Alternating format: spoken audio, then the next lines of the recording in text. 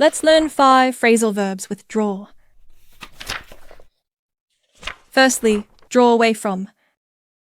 This means to move or pull away from something or someone.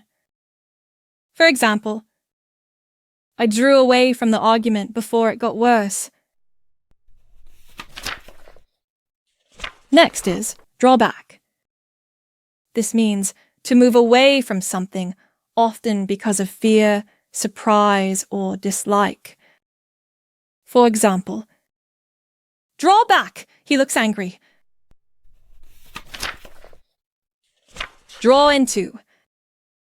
This means to involve someone in something. I was drawn into a life of crime. Now I've got nothing. Draw out. This means make something longer than needed, or to encourage someone to talk. I've been drawing it out for long enough. I'm finishing with her today. And finally, draw up. This means to prepare a contract, document, plan, or list. My solicitor has drawn up the contract.